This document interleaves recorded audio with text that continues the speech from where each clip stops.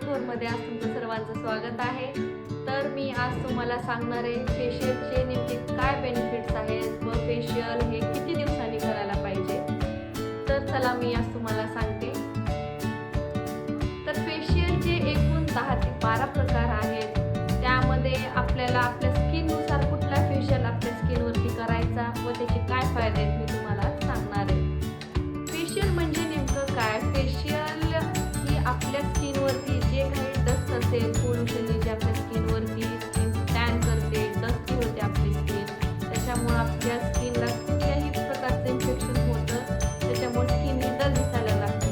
त्यामुळं आपण आपल्या स्किननुसार फेशियल चॉईस करायचा व फेशियल ही महिन्यातून एक वेळेस तरी करायचा।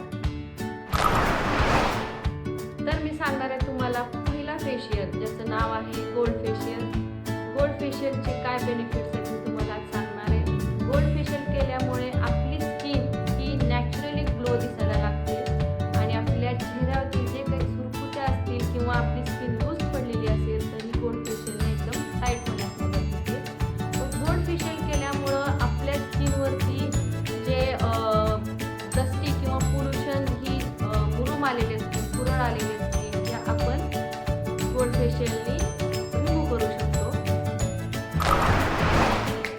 गोल्ड फेशियल हे एक प्रीमियम ट्रीटमेंट आहे जे की इन्स्टंट ग्लो आपल्या चेहऱ्यावरती मिळते व याचे कुठलेच साईड इफेक्ट नाही आहेत। हे खूप नॅचरल ग्लो आहे।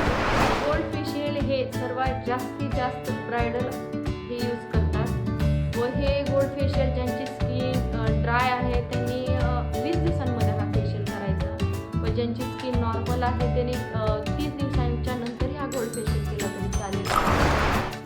अशाच भरपूर माहितीसाठी माझ्या चॅनलला लाईक करा व पुढील माहितीसाठी माझ्या चॅनलला सबस्क्राईब करा।